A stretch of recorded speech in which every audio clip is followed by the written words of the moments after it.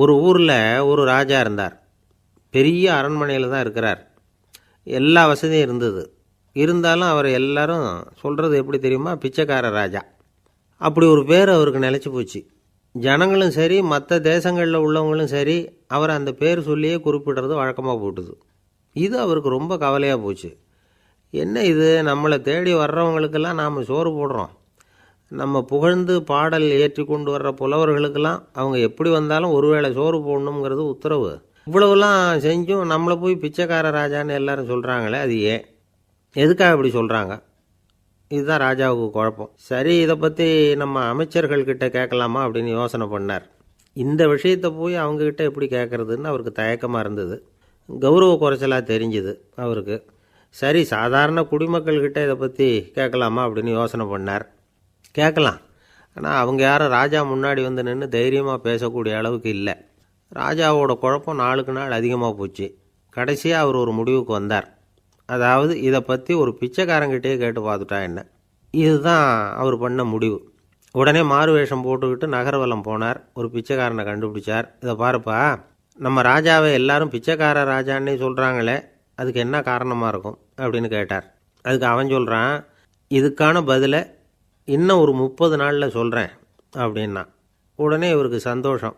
உண்மையை அவங்ககிட்ட சொன்னார். நான் வேறு யாரும் இல்லை, நான் தான் இந்த நாட்டு ராஜா. இப்போ நீ என் கூடவே வந்துடு, அரண்மனையிலேயே தங்கிக்கோ. 30 நாள் கழித்து எனக்கு பதில் சொல்லிவிட்டு அதுக்கப்புறமா நீ போகலாம் அப்படின்னு சொல்லி அழைச்சிட்டு வந்துட்டார். அரண்மனையில் ஒரு மூலையில் அவன் தங்கறதுக்கு இடம் கொடுத்தார். தினம் 2 வேளையும் இவனுக்கு சோறு போடுங்க அப்படின்னு உத்தரவு போட்டார். ராஜா கொடுத்த இடத்துல போய் உக்காந்துக்கிட்டான் அந்த பிச்சைக்காரன். தினமும் அந்த அரண்மனையில் நடக்கிறதையெல்லாம் கவனிச்சிக்கிட்டு வந்தான். வேளைக்கு சாப்பாடு வரும், சாப்பிட்டுக்கிட்டு இருக்கான். இப்படி 30 நாள் முடிஞ்சுது. ராஜா வந்தார். என்ன, என்னோட கேள்விக்கு பதில் என்னன்னு கண்டுபிடிச்சிட்டியான்னார். கண்டுபிடிச்சிட்டேன்னா. என்ன எல்லாரும் பிச்சைக்கார ராஜான்னு சொல்கிறாங்களே, அது நியாயமாக படுதா உனக்குன்னு கேட்டார். நியாயமாக தான் படுது, சந்தேகம் இல்லாமல் நீங்கள் பிச்சைக்கார ராஜா தான். என்ன தான் நீங்கள் வசதியோடவும் படைபலத்தோடவும் இருந்தால் கூட நீங்கள் எங்கள் வர்க்கத்தை சேர்ந்த ஆசாமி தான் அப்படின்னு அடித்து சொல்லிவிட்டான் அந்த ஆள்.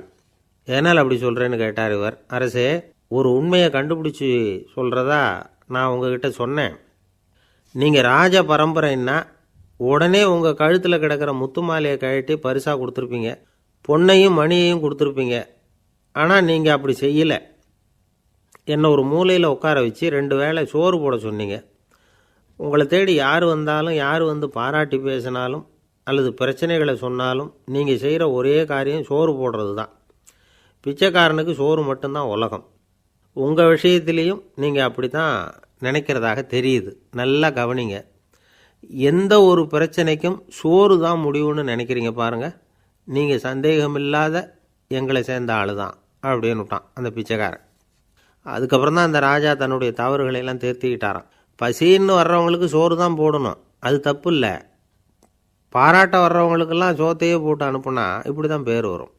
எனக்கு தெரிஞ்ச ஒருத்தர் தினமும் யாராவது ஒருத்தரை தன் வீட்டுக்கு அழைச்சிட்டு போவார், சாப்பாடு போட்டு அனுப்புவார். முன்னறிவிப்பு இல்லாமல் திடீர்னு ஒரு விருந்தாளியோட வீட்டில் போய் இவர் நிற்கிறது வழக்கம். அந்த அம்மாவும் இவருக்காக தயார் பண்ணி வச்சுருந்ததை இவர் அழைச்சிட்டு வந்திருக்கிற விருந்தாளிக்கு போட்டுருவாங்க. விருந்தாளி சாப்பிட்டுட்டு போனதுக்கப்புறம் இவர் மனைவிகிட்ட உனக்கு சிரமம் வேணாம் அப்படின்னு சொல்லிவிட்டு பக்கத்தில் உள்ள ஒரு ஹோட்டலுக்கு போய் காசு கொடுத்து சாப்பிட்டுட்டு வந்துடுவார். பல நாள் இப்படி நடக்கும். ஒரு நாள் அவரை தனியாக கூப்பிட்டுக்கிட்டு போய் ஏன் இப்படி பண்ணுறீங்கன்னு கேட்டோம். அதுக்கு அவர் சொல்கிறாரு, எங்கள் வீட்டு சாப்பாட்டிலேருந்து தப்பிக்கிறதுக்கு எனக்கு வேறு வழி எதுவும் தெரியல சார், அதனால தான் இப்படி பண்ணிகிட்ருக்கிறேன் அப்படின்னார் ரொம்ப பரிதாபமாக.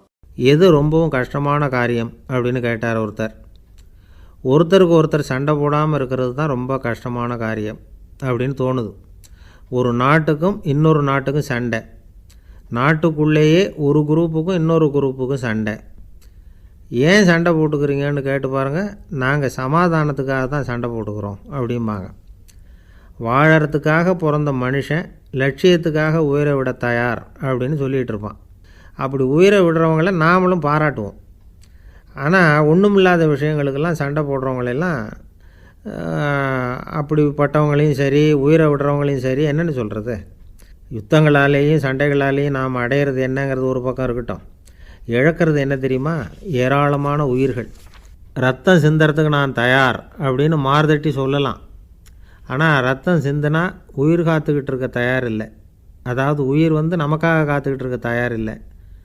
இழக்கிற ரத்தத்தை ஈடுகட்டினா தான் உயிரை காப்பாற்ற முடியும். அதனால் இது சம்மந்தமாக ஆராய்ச்சி செய்கிற கட்டாயம் ஏற்பட்டு போச்சு. அதோட விளைவாக புதுசாக ஒன்றை கண்டுபிடிச்சிருக்கிறாங்க. அதுதான் செயற்கை ரத்தப்பொடி.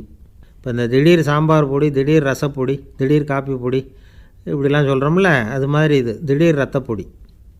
இஸ்ரேல் வந்து ஒரு சின்ன நாடு, மக்கள் தொகை குறைச்சல், அதோட போர்கள் வேறு. அதனால் காயம்பட்டவங்களை காப்பாற்றியே தீர வேண்டிய கட்டாயம். காப்பாற்றணும்னா ரத்த இழப்பை தடுக்கணும். அப்படின்னா உடனடியாக புது ரத்தம் செலுத்தி ஆகணும். திடீர்னு ரத்தம் வேணும்னா எங்கே போகிறது? அதுவும் கிடைக்கிற ரத்தம் சேர்கிற குரூப்பாக இருக்கணும். ஒரு வேடிக்கை பார்த்தீங்களா, நான் வேறு குரூப்பு நீ வேறு குரூப்புன்னு இவன் சண்டை போடுறான். இதில் அடிபட்டவனுக்கு ரத்தம் கொடுக்க போனால் அதுலேயும் அது வேறு வேறு குரூப்பாக இருக்குது. அது ரத்தமும் வேறு வேறு குரூப்புன்னு சொல்லிகிட்டு இருக்குது. எந்த குரூப்பு ரத்தம் வேணும்? அது உடனடியாக கிடைக்கலன்னா என்ன பண்ணுறது? இப்படிப்பட்ட கஷ்டம்லாம் நமக்கு வந்துடுது. இதுக்காக தான் விஞ்ஞானிகள் இந்த ரத்த பொடியை கண்டுபிடிச்சிருக்கிறாங்க. அதாவது ஒரு ஆள் அடிபட்டு போட்டான்னு வச்சுங்களேன், அவனுக்கு ரத்தம் கிடைக்கல. உடனே என்ன பண்ணலாம்?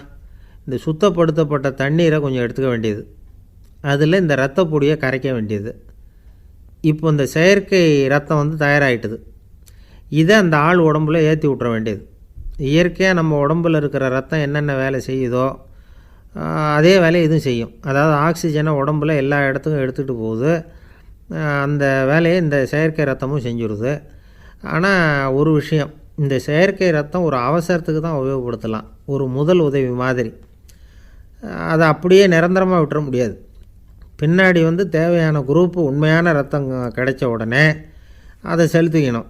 உண்மையான ரத்தத்தை 20லேருந்து 40 நாள் வரைக்கும் தான் பாதுகாக்க முடியும். அதுவும் குளிர்பதன பெட்டியில். அதுக்குள்ளே உபயோகப்படுத்தலைன்னா அது வீணாக போயிடும்.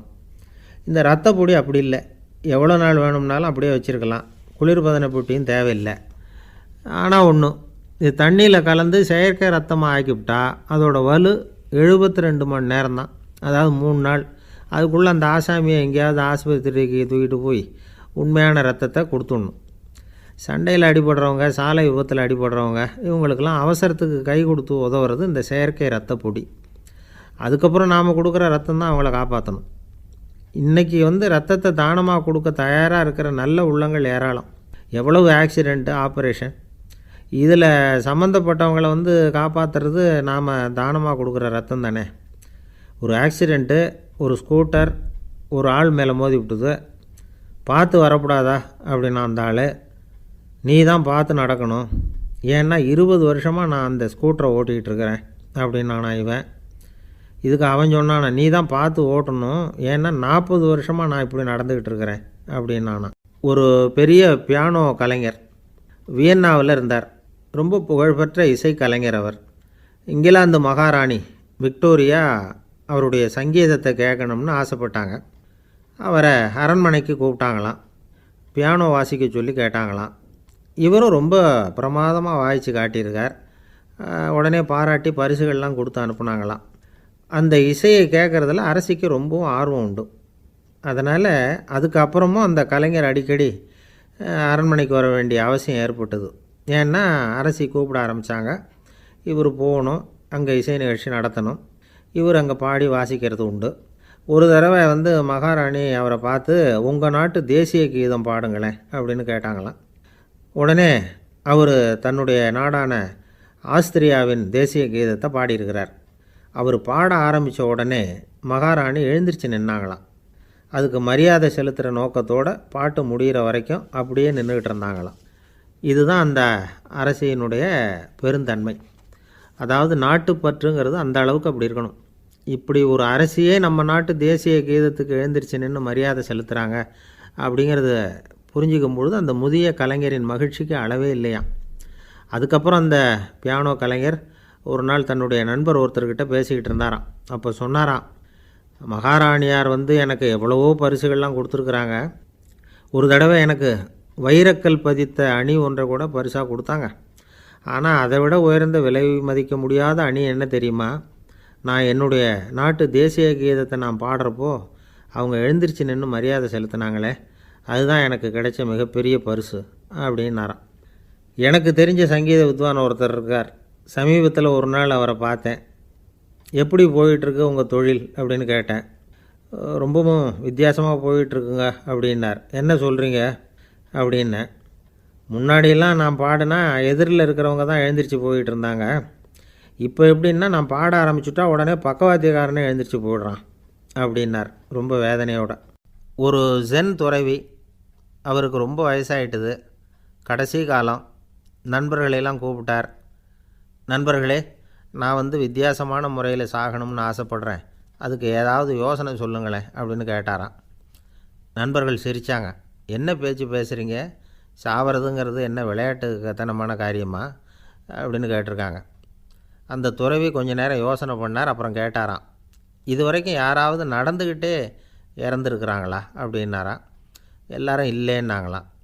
ஒருத்தர் மட்டும் சொல்லியிருக்கார். அப்படியும் ஒருத்தர் இறந்துருக்கிறதாக ஒரு கதையில் படிச்சிருக்கிறேன், ஒரு ஞானியால் தான் அப்படியெல்லாம் செய்ய முடியும் அப்படின்னு அவர் சொன்னாராம்.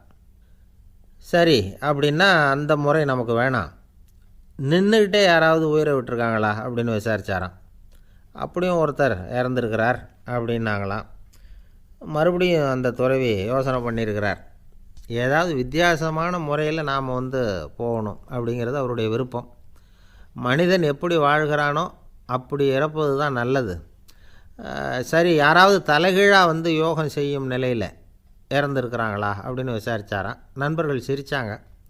தலைகீழாக நின்னபடி இறந்ததாக நாங்கள் கேள்விப்பட்டதே இல்லை, அது முடியாத காரியம் அப்படின்ட்டுருக்காங்க. இப்போ அந்த துறவிக்கு திடீர்னு உற்சாகம் வந்துட்டுது. உடனே எழுந்திரிச்சார், தலைகீழாக நின்னார், அப்படியே உயிரை விட்டுட்டார். அவ்வளோதான். அந்த மடாலயத்தில் ஒரே குழப்பம். எப்படி அவரை கீழே இறக்கி படுக்க வைக்கிறது அப்படின்னு புரியல. இப்படி உயிர் விடுறதை பற்றி அவங்க இது வரைக்கும் கேள்விப்பட்டதும் இல்லை. உண்மையிலேயே இவர் இறந்து தான் போனாராங்கிறதும் தெரியல. சோதித்து பார்த்தாங்க. இதய துடிப்பு, நாடி துடிப்பு எல்லாம் நின்று போயிருந்தது. இவர் எப்பவும் இப்படி தான், என்ன பண்ணுறது இப்போது அப்படின்னு சொல்லி எல்லோரும் குழம்பிக்கிட்டு இருக்கிற சமயத்தில் ஒரு பெரிய ஒரு யோசனை சொன்னார். இந்த துறவியோட மூத்த சகோதரி பக்கத்து மடாலயத்தில் இருக்கிறாங்க, அவங்கள இங்கே அழைச்சிட்டு வந்தால் ஏதாவது வழி கிடைக்கும் அப்படின்னார். அந்த அம்மாவுக்கு 90 வயசு. அழைச்சிட்டு வந்தாங்க.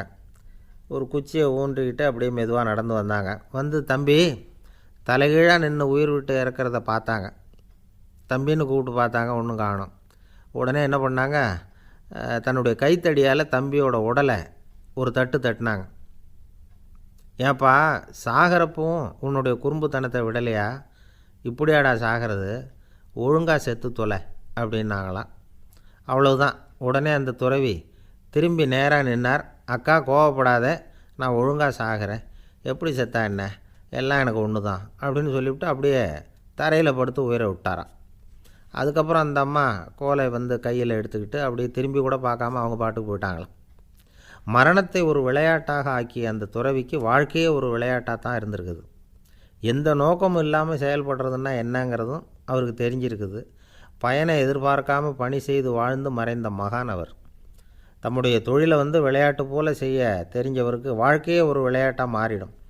எல்லாமே விளையாட்டாகி விடுகிற போது மரணமும் விளையாட்டாகிவிடும் அப்படிங்கிறது தான் அந்த தத்துவம். ஆனால் அதுக்கு முன்னாடி உங்களுக்குள்ளே இருக்கிற உண்மையான நடிகனை நீங்கள் அடையாளம் கண்டுபிடிக்கணும். நீங்கள் நடிக்க வேண்டியதே இல்லை, நீங்கள் ஏற்கனவே நடிச்சுக்கிட்டு தான் இருக்கிறீங்க. நீங்கள் இந்த உண்மையை தெரிஞ்சுக்கணும், அவ்வளவுதான். இதுதான் ஞானிகளுடைய கருத்து. நீங்கள் தெருவில் நடந்து போயிட்டுருக்கிறீங்க, எதிரில் வர்றவர் உங்களை பார்த்து எப்படி இருக்கிறீங்கன்னு கேட்குறார். நல்லா இருக்கிறேங்கிறீங்க. உண்மையிலேயே நாம் நல்லா இருக்க மாட்டோம், ஏதாவது உடம்புல கோளாறு இருக்கும். ஆனால் அப்படி சொல்லுவோம், நல்லா இருக்கிறேன் அப்படின்னு. அது நடிப்பு தானே. உங்களை சந்தித்ததில் ரொம்ப மகிழ்ச்சி அப்படின்னு சொல்கிறோம். உடனே கொஞ்சம் நிதானமாக யோசித்து பாருங்கள், உண்மையிலேயே உங்கள் மனசு மகிழ்ச்சி அடைஞ்சுட்டுதா? அது நடிப்பு தானே. வாழ்க்கையை சரியாக புரிஞ்சுக்கிட்டால் எல்லாமே நடிப்புங்கிறது புரியும். கல்யாண பத்திரிக்கை அனுப்பியிருந்தேனே, ஏன்டா வரலன்னு கேட்டான் ஒருத்தன். வந்திருந்தேனே அப்படின்னானா இவன். டேய், ஏன்டா போய் சொல்கிற, நான் பத்திரிக்கையே உனக்கு அனுப்பலையே அப்படின்ட்டுருக்கான் அவன். அதுக்கு இவன் சொன்னானா, பத்திரிக்கை அனுப்புனேன்னு நீ போய் சொல்கிறப்போ கல்யாணத்துக்கு வந்தேன்னு நான் போய் சொல்லக்கூடாதா அப்படின்னானா. அளவுக்கு மிஞ்சினால் அமிர்தமும் நஞ்சு அப்படின்னு சொல்லுவாங்க. அது உண்மைதான். ஒருத்தருக்கு அளவுக்கு மீறிய புகழ் வந்துட்டுதுன்னு வச்சுங்க, அது கூட ஆபத்தாக போயிடுறது உண்டு. பழங்காலத்துல எல்லாம் கிரேக்க தேசத்தில் ஒரு பழக்கம் உண்டாம். அதாவது யாராவது ஒருத்தரை நாடு கடத்தணும்னா அதுக்கு ஒரு வழி உண்டு. அதாவது ஒருத்தரை நாடு கடத்தணும்னு மக்கள் விரும்புகிறாங்கன்னு வச்சுங்களேன், அவர் பேரை ஒரு மண்பாண்ட ஓட்டுச்சில்லில் எழுதி அதை ஒரு குறிப்பிட்ட பொது இடத்துல போட்டுற வேண்டியது, அவ்வளவுதான். இது மாதிரி பல பேர் போட்டுக்கிட்டே இருப்பாங்க. எல்லாம் அப்படியே குவிஞ்சு போயிடும். அந்த ஓட்டாஞ்சில்லு குவியலில் யாருடைய பேர் அதிகமாக இருக்குதோ அந்த நபரை ஒரு 10 ஆண்டுகள் நாடு கடத்தி விடுவாங்க. இது அந்த ஊர் வழக்கமாக. ஒரு நாள் அந்த குவியலுக்கு பக்கத்தில் ஒரு ஆள் நின்றுக்கிட்டு இருக்கிறான். அவன் கையில் ஒரு ஓட்டாஞ்சில்லு வச்சுருக்கிறான். அதில் யாரோட பேரையோ எழுதணும், எழுதி அந்த இடத்துல போடணுங்கிறது அவன் ஆசை.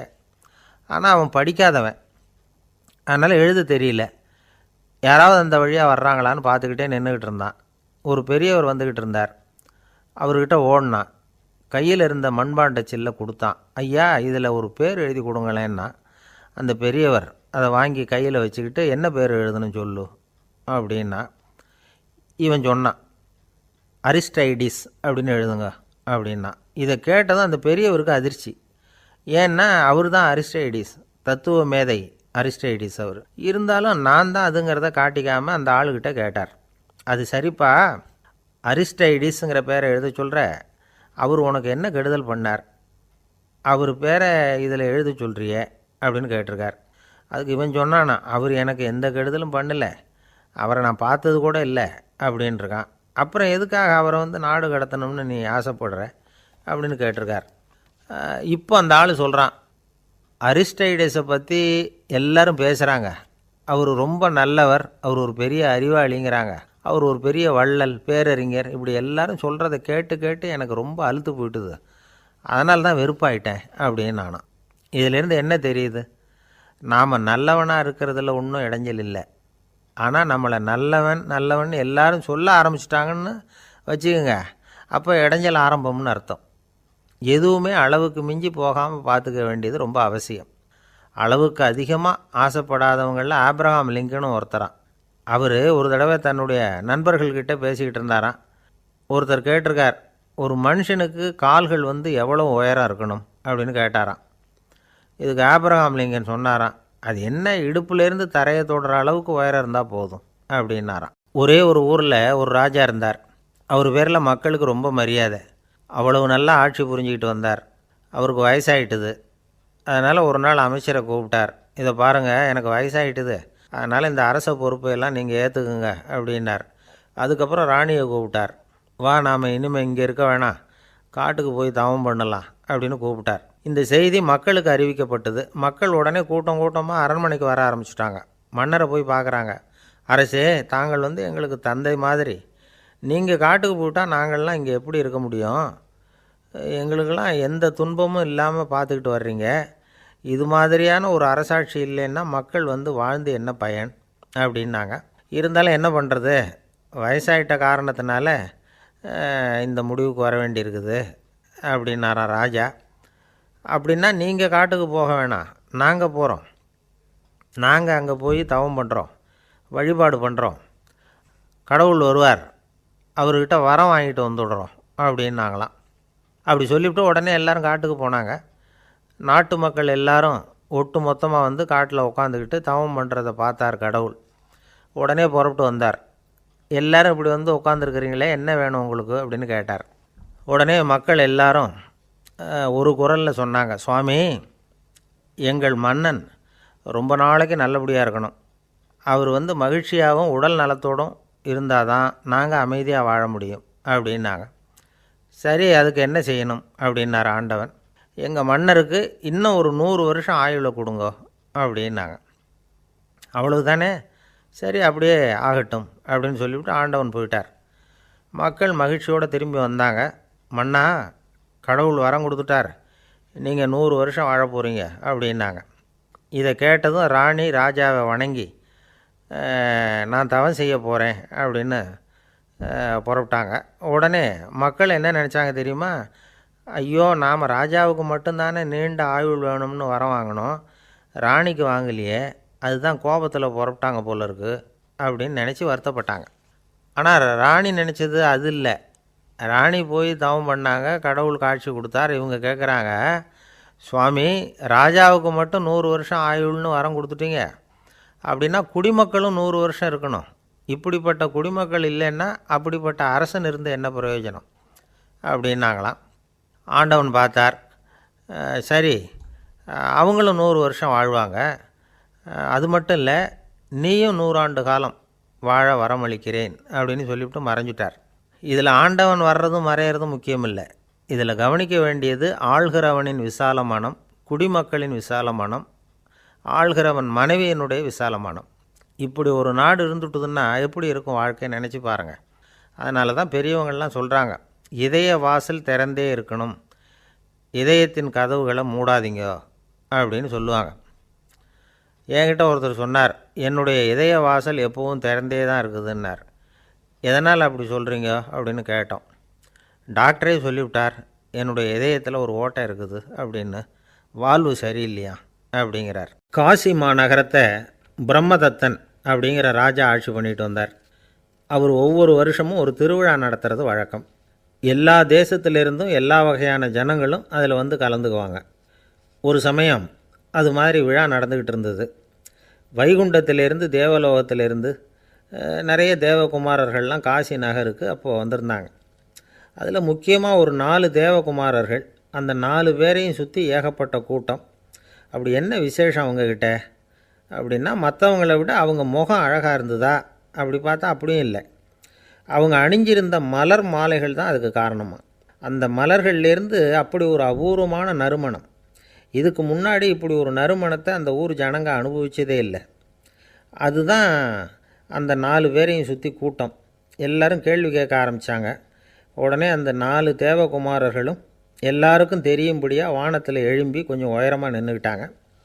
கீழே நின்றுக்கிட்டு இருந்த அரசன்லேருந்து ஆண்டி வரைக்கும் ஒருத்தர் பாக்கி இல்லாமல் ஒரே குரலில் எல்லாரும் அவங்கள பார்த்து, எங்களுக்கும் இது மாதிரி மாலையை போட்டுக்கணும்னு ஆசையாக இருக்குது, அதுக்கு நீங்கள் தான் அருள் பண்ணணும் அப்படின்னு கேட்டுக்கிட்டாங்க.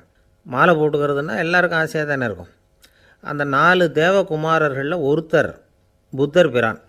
அவர் சொன்னார், பூலோகவாசிகளே, நான் சொல்கிறத கொஞ்சம் பொறுமையாக கேளுங்க. கக்காரு அப்படிங்கிற கற்பக விருஷத்தின் மலர்களால் தொடுக்கப்பட்டது இந்த மாலை.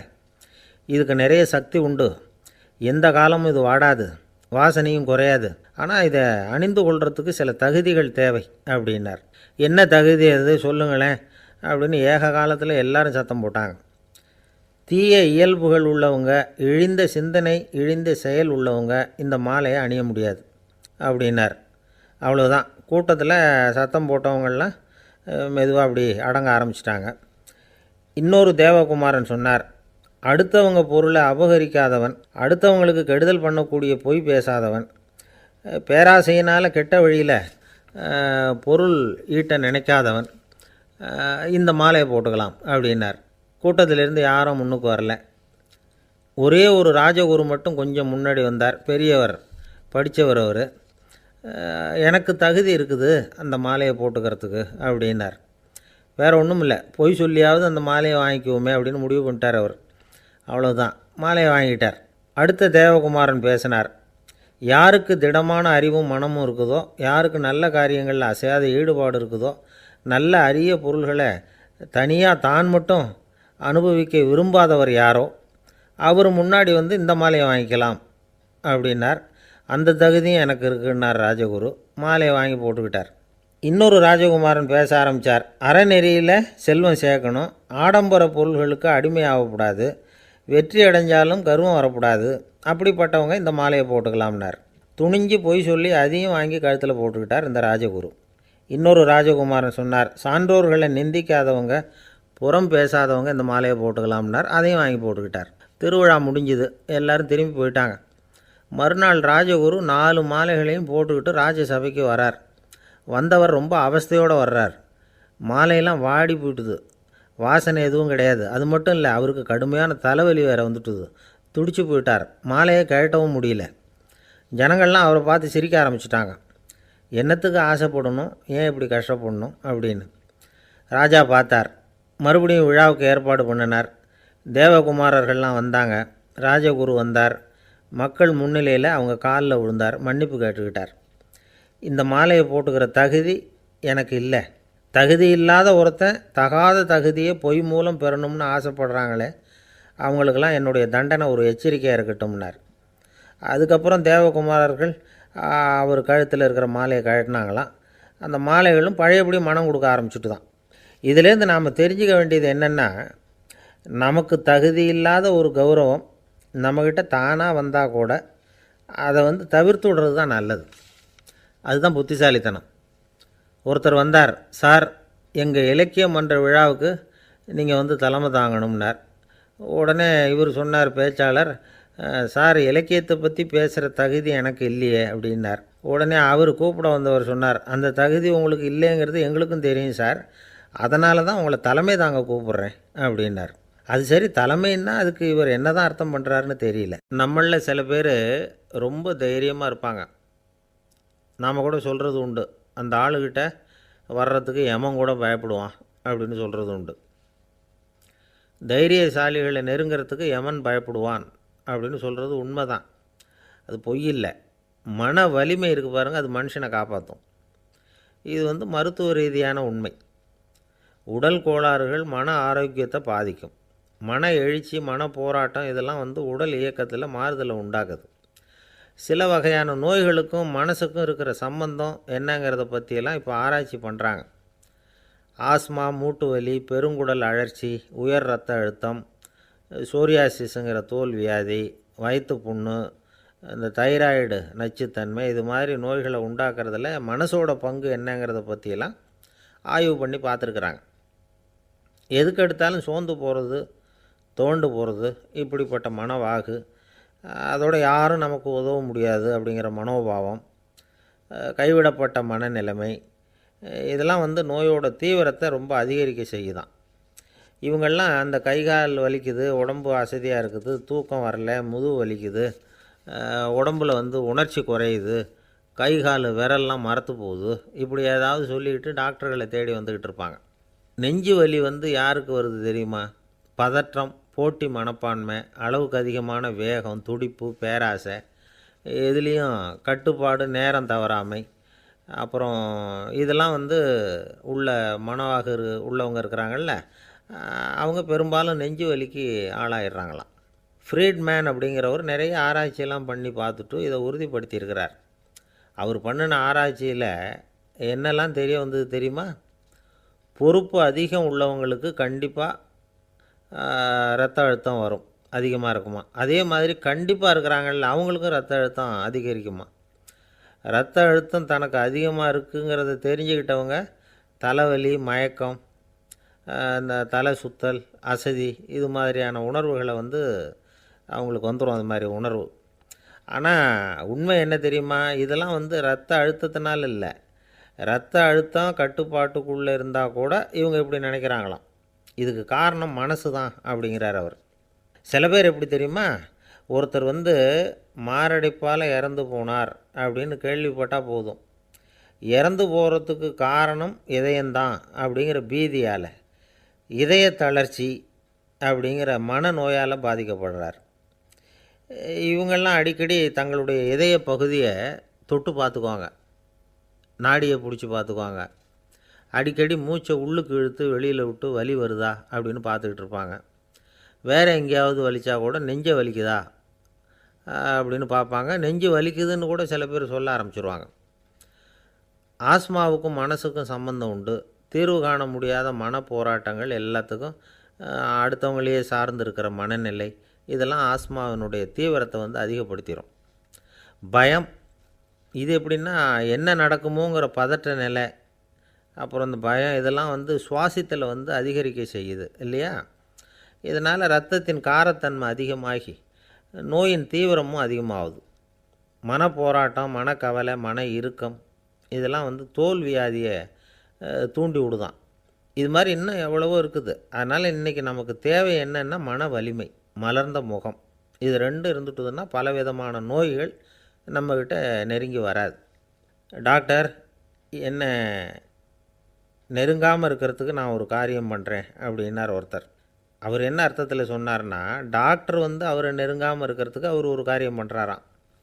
நண்பர்கிட்ட சொன்னார். நண்பர் கேட்டார், அது என்ன காரியம் பண்ணுற அப்படின்னு கேட்டார். தினம் ஒரு ஆப்பிள் பழம் சாப்பிட்றேன்னார் அவர். ஏன்னா ஆங்கிலத்தில் ஒரு பழமொழி சொல்லுவாங்கள்ல, an apple a day keeps doctor away அப்படிம்பாங்க. ஒரு ஆப்பிள் பழம் சாப்பிட்டா டாக்டர் விலகியே இருப்பார், டாக்டர்கிட்ட போக வேண்டிய அவசியம் இருக்காது அப்படிங்கிறதுக்காக அந்த பழமொழி சொல்கிறது. என்ன, நான் யாருமே நெருங்காமல் இருக்கிறதுக்கு நான் ஒரு காரியம் பண்ணுறேன்னார் இன்னொருத்தர். டாக்டர் நெருங்காமல் இருக்கிறதுக்கு ஆப்பிள் பழம் சாப்பிட்றேன்னார் அவர்.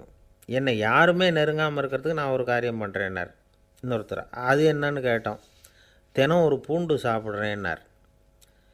ஏ கார்லிக் எ டே கீப்ஸ் எவ்ரிபடி அவே அப்படின்னு அதுக்கு ஒரு புது விளக்கமும் கொடுத்தார். என்னை விட யோக்கியம் இந்த உலகத்தில் வேறு யாரும் இல்லை சார் அப்படின்னார் ஒருத்தர். அவரை விட அயோக்கியன் வேறு யாரும் இருக்க முடியாதுங்கிற முடிவுக்கு கேட்டவங்க வந்துட்டாங்களாம். மனுஷனுக்கு இருக்கிற ஒரு மிகப்பெரிய குறையே தன்கிட்ட இருக்கிற குறை அவனுக்கு தெரியாமல் போகிறது தான். ஆனால் அடுத்தவங்ககிட்ட இருக்கிற குறை இவனுக்கு தெளிவாக தெரிஞ்சிடும். ஒரு ஒட்டகம் ஒரு கொக்கை பார்த்து ஒரு கேள்வி கேட்டு தான். என்ன கேள்வி தெரியுமா? உன் கழுத்து ஏன் இப்படி வளைஞ்சி போயிருக்குது அப்படின்னு கேட்டிருக்கு. இதுக்கு உடம்பே வளைச்சல். இது போய் கொக்கை கிண்டல் பண்ணுது. இன்றைக்கி மனித சுபாவமும் கிட்டத்தட்ட இப்படி தான் இருக்குது. இந்த உலகத்தில் குறையில்லாத மனிதர்கள் யாரும் கிடையாது, நாம் உள்பட. அப்படிங்கிறத முதல்ல நாம் நல்லா புரிஞ்சுக்கணும். ஒரு ஊரில் ஒரு விற்பனை நிலையம் இருந்தது. செல்ல பிராணிகளை விற்பனை செய்கிற நிலையம் அது. நாய், கிளி, பூனை இப்படி நிறைய வச்சு விற்பனை பண்ணிகிட்ருக்குறாங்க. நாய்க்குட்டி விற்பனை செய்கிற பகுதியில் ஒரு சிறுவன் நின்றுக்கிட்டு இருந்தான். விற்பனை செய்கிற ஆளுகிட்ட விலை கேட்டுக்கிட்டு இருந்தான். அதோ இருக்குதே அந்த நாய்க்குட்டி என்ன விலை அப்படின்னு கேட்டானா. 1000 ரூபா அப்படின்னாரான். சரி, அது வேணாம், இது என்ன விலைன்றிருக்கான். 500 ரூபா அப்படின்னாரான். இந்த சின்ன பையன் கையில் வச்சுருந்தது வெறும் 50 ரூபா தான். அதனால் இதை விட குறைச்சலாக கிடைக்குமான்னு பார்த்துருக்கான். அந்த கடையில் ஒரு மூலையில் சரியாக கவனிக்கப்படாமல் ஒரு நாய்க்குட்டி படுத்து கிடந்தது. பாவமாக கத்திக்கிட்டு இருந்தது. அதை பார்த்ததுமே இவனுக்கு அது ரொம்ப பிடிச்சி போச்சு. உடனே அந்த கடைக்காரரை பார்த்து, அதுவும் அந்த மூலையில் படுத்து கிடக்குதே அந்த நாய்க்குட்டி என்ன விலை அப்படின்னு கேட்டிருக்கான்.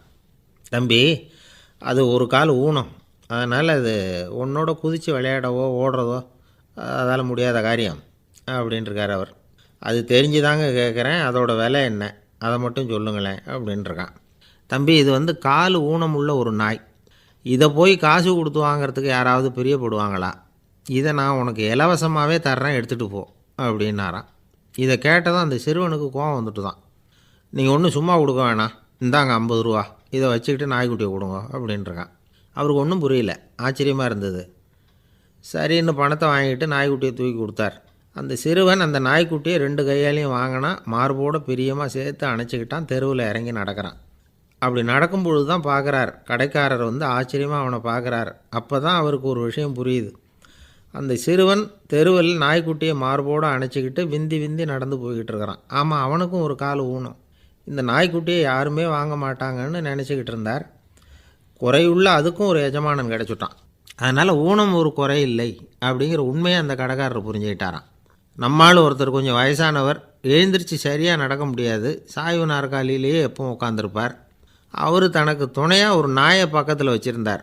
அதுவும் ரொம்ப வயசான ஒரு நாய், எழுந்திரிக்கவே சிரமப்படும், நடக்கவும் முடியாது. அவர் பக்கத்துலேயே இதுவும் சோர்ந்து போய் படுத்து கிடக்கும். அந்த பெரியவரை பார்க்க வந்த ஒருத்தர் கேட்டார், ஏங்க, ஒரு சின்ன பையனை உங்களுக்கு துணையாக வச்சுக்கப்படாதா? இந்த நாயை உங்களுக்கு பாதுகாப்பாக வச்சுருக்கிறீங்களே, உங்களுக்கு ஒரு ஆபத்துன்னா இது எப்படி உங்களுக்கு உதவ முடியும் அப்படின்னார். அப்போ அவர் சொன்னாராம், எனக்கு ஒரு ஆபத்துன்னா அந்த சமயத்தில் இந்த நாய் என்னை தனியாக விட்டுட்டு ஓடி போயிடாமல் இருக்கணும்ல, அதுக்காக தான் இதை நான் வச்சுருக்கிறேன் அப்படின்னாராம். ஒரு ஆள் அசையாமல் கிடக்கிறார். அவர் இருக்காரா போயிட்டாராங்கிறத எப்படி முடிவு பண்ணுறோம்? அவர் மூக்குக்கு முன்னாடி புறங்கையை வச்சு பார்க்குறோம், மூச்சு வருதா இல்லையா அப்படிங்கிறத கண்டுபிடிக்கிறதுக்காக. மூச்சுங்கிறது அவ்வளவு முக்கியமான ஒரு விஷயம். சுவாசம் இல்லைன்னா எதுவுமே இல்லை. நம்ம பூமி இருக்க அது கூட சுவாசிக்குதுங்கிறத சோவியத் விஞ்ஞானிகள் கண்டுபிடிச்சிருக்கிறாங்க. பூமிக்கு மேலே இருக்கிற மண் அடுக்கில் காற்றில் உள்ள ஆக்சிஜன் ஆக்சிகரணம் அடையுது அப்படின்னு தான் இதுவரைக்கும் எல்லோரும் நம்பிக்கிட்டு இருந்தாங்க. ஆனால் இப்போ என்ன கண்டுபிடிச்சிருக்கிறாங்கன்னா, அந்த ஆக்சிஜன் பூமிக்குள்ளே 1 கிலோமீட்டர் ஆழம் வரைக்கும் ஊடுருவி போகுதான். பூமிக்குள்ளே 2 பக்கமும் பல கிலோமீட்டர் வரைக்கும் பரவுதான். பூமிக்குள்ளே இருக்கிற நீர்நிலை அடுக்குகள் தான் நுரையீரல் செய்கிற வேலையை செய்யுதான். நம்ம உடம்புல நுரையீரல் இல்லைன்னா ஒன்றும் நடக்காது. ஒரு மரத்தை தலைகீழாக தொங்க போட்டால் எப்படி இருக்கும்? அப்படி யோசிச்சு பாருங்கள். அப்படி தான் இதுவும், நுரையீரலும் அப்படி தான் இருக்கும். வலது பக்கம் ஒன்று, இடது பக்கம் ஒன்று. வலது பக்கம் நுரையீரல் கொஞ்சம் பெருசாக இருக்கும், நுட்பமான நரம்பு குழாய்கள் அதில் இருக்கும். கோடிக்கணக்கான நுண்ணிய குழாய்களை வச்சுக்கிட்டு தான் அது வேலை செய்யுது. 25 கோடி குழாய்கள் இருக்கும். அதை அப்படியே முழுசாக பிரித்து பரப்புனா ஒரு டென்னிஸ் கோர்ட்டில் பாதி பரப்பளவு இருக்குமா. நுரையீரல் நிறம் கருஞ்சிவப்பு தான். புகை அதிகமாக உள்ளே போச்சுன்னா அது கருப்பாகிடுது. காற்றுல உள்ள பிராணவாயுவை இது இழுத்து எடுத்துக்கிட்டு ரத்தத்தை சுத்தப்படுத்துகிற முக்கியமான வேலையை இது செய்யுது. அசுத்த காற்றை வெளியில் அனுப்பி வச்சுருது. ஒருத்தர் வேகமாக ஓடி வரார், அவருக்கு மூச்சு இறைக்கும். பயங்கரமாக எதையாவது பார்த்து விடுறார், உடனே மூர்ச்சை ஆகிடுவார்.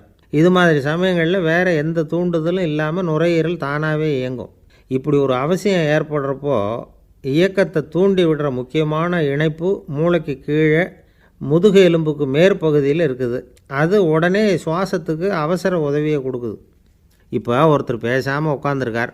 இந்த சமயத்தில் அவருக்கு 1 பங்கு காற்று தேவைப்படுதுன்னு வச்சுக்கோங்க. அவர் எழுந்திரிச்சு நடக்கும் பொழுது 1.5 மடங்கு தேவைப்படும். ஓடுனார்னா 3 மடங்கு தேவைப்படும். படுத்துருக்கிறப்ப 1/2 மடங்கு தான் தேவைப்படும். இதுக்கு நிமிஷத்துக்கு 16 தடவை மூச்சு விட்டாகணும்.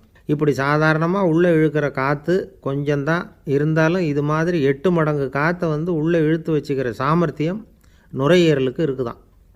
தண்ணி, நுண்கிருமிகள், ரசாயன பொருள் இப்படி எது உள்ளே போனாலும் நுரையீரல் சமாளிச்சுக்கும். 30 வருஷமாக விடாத புகை பிடிக்கிறவர் தொடர்ந்து உள்ளே அனுப்பி வைக்கிற புகையை கூட சமாளிக்குதுன்னா பார்த்துங்களேன். உள்ளே போகிற புகை நுட்பமான சுவாச முடிச்சுகளை அழிச்சு விடுது. கறி புகை அது மேலே படிஞ்சு உபயோகம் இல்லாமல் பண்ணிவிடுது. ஆனாலும் தேவைக்கு அதிகமாக 8 மடங்கு கூடுதலாக சுவாச முடிச்சுகள் நம்ம உடம்புக்குள்ளே இருக்கிறதுனால சமாளிக்க முடியுது. சமாளிக்க முடியலன்னா சில சமயம் மூச்சு திணறும்.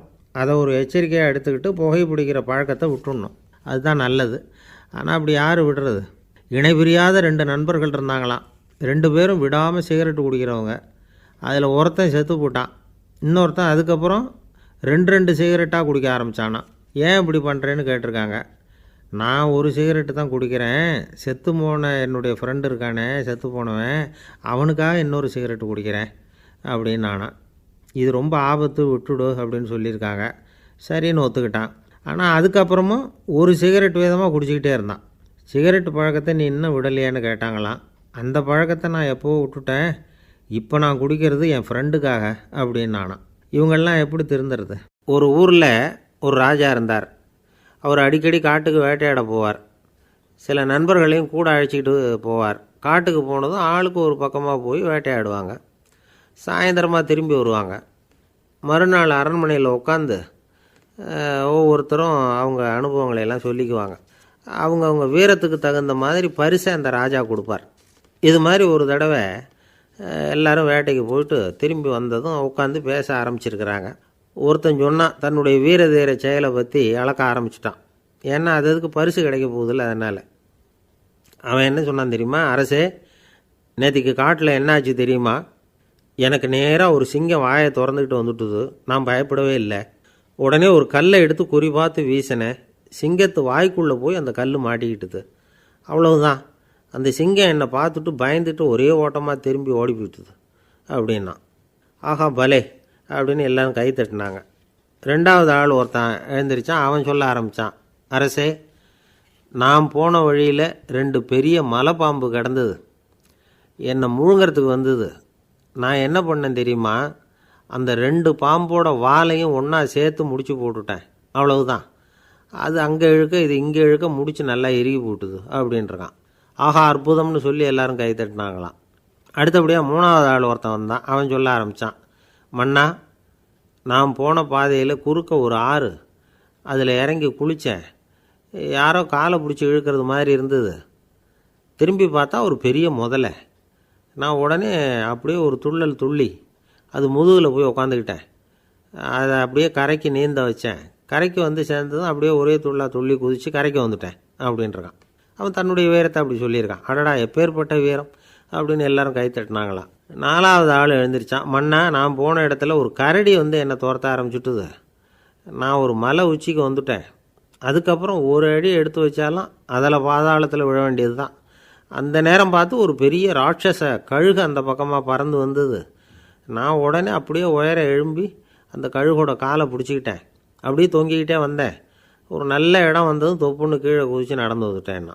இதுக்கும் எல்லோரும் கை தட்டுறாங்க. கடைசியாக ஒரு ஆள் எழுந்திரிச்சான். அரசே, நான் போன வழியில் ஒரு பெரிய யானை குறுக்க வந்தது. பயங்கரமாக சத்தம் போட்டுக்கிட்டே வந்தது. நான் பயந்து ஓடலை. உடனே என்ன பண்ணேன் தெரியுமா? அந்த யானையோட வாலை பிடிச்சி தூக்கினேன். தலைக்கு மேலே தூக்கி கரன்னு சுற்றினேன். வேகமாக சுற்றி வீசி எறிஞ்சேன். அவ்வளவுதான். அதே ஸ்பீடில் அந்த யானை மேலே போக ஆரம்பிச்சுட்டுது. இன்னும் கூட அது போய்கிட்டே தான் இருக்குது, கீழே விழவே இல்லைன்னா. இதை கேட்டதும் ராஜாவுக்கு கோபம் வந்துட்டுது. என்னை என்ன முட்டாள்னு நினச்சிக்கிட்டு பேசுகிறியா? யானையை வந்து நீ வாழை பிடிச்சி தூக்குன, அதை நான் நம்பணுமா அப்படின்னார். உடனே இவன் பணிவாக பதில் சொன்னான். அரசே, ஒரு சிங்கத்து வாயில் கல் மாட்டிக்கிட்டதை நம்புறீங்க, மலைப்பாம்பு வாழை பிடிச்சி முடிச்சு போட்டதை நம்புறீங்க, முதல்ல முதுகில் சவாரி பண்ணதையும் நம்புறீங்க, கழுகு காலை பிடிச்சிக்கிட்டு பறக்கிறதையும் நம்புறீங்க. அப்படி நம்புறப்போ நான் சொன்னதை மட்டும் நம்பக்கூடாதா அப்படின்னு கேட்டானான். பொய் சொன்னவங்கெல்லாம் தலையை தொங்க போட்டுக்கிட்டாங்களாம். ராஜா அவங்கள பார்த்து சொன்னாராம், நீங்கள் எல்லாரும் என்னை முட்டாளாக்கியிருக்கிறீங்க. கடைசியாக பேசின இவன் தான் எனக்கு உண்மை எது பொய் எதுங்கிறத புரிய வச்சிருக்கிறான். இவன் தான் உண்மையான தைரியசாலி அப்படின்னு சொல்லி அவனுக்கே பரிசையெல்லாம் கொடுத்து பாராட்டினாராம். இப்படி ஒரு கதை. உண்மையை நிலைநாட்டுகிறவன் தான் உண்மையான வீரன் அப்படிங்கிறத இதிலிருந்து நாம் புரிஞ்சுக்கணும். இந்த காலத்துல எல்லாம் பொய் சொன்னால் தான் பிழைக்க முடியுங்கிறது ஒரு சில பேரோட நம்பிக்கை. ஒரு அப்பாவுக்கு தன் மகனுக்கு பொய் சொல்ல தெரியலையேங்கிற கவலை. பொய் சொன்னால் தான் இந்த உலகத்தில் பிழைக்கலாம், ஆனால் இவனுக்கு அது தெரியலையே, அதனால் இவனை அழைச்சிட்டு போய் நடுக்கடலில் விட்டுட்டு வந்துடுவோம் அப்படின்னு அழைச்சிட்டு புறப்பட்டான். கடற்கரைக்கு போனான். மகனுக்கு சந்தேகம், எங்கேப்பா என்னை அழைச்சிட்டு போகிறேன்னு கேட்டிருக்கான். கடலில் மீன் பிடிக்க கற்றுக் கொடுக்க போகிறேன் உனக்கு அப்படின்னானா. நான் ஏற்கனவே மீன் பிடிச்சிட்டேனேன்னானா இவன் மகன். எங்கே அதுன்னு கேட்டிருக்கான் அப்பங்காரன். சுட்டு சாப்பிட்டுட்டேன்ருக்கான் புள்ள. அப்பங்காரன் பார்த்தான், சரி நம்ம புள்ள பொழைச்சிக்கோ அப்படின்னு சொல்லி திருப்பி அழைச்சிட்டு வந்துட்டானான். ஒரு தடவை நாரதர் ஒரு தெரு வழியாக போய்கிட்டு இருந்தார். வழியில் ஒருத்தர் வேத சாஸ்திரம்லாம் படிச்சுக்கிட்டு உட்காந்துருந்தார். அவர் நாரதரை பார்த்து எங்கே போயிட்டுருக்குறீங்கன்னு கேட்டார்.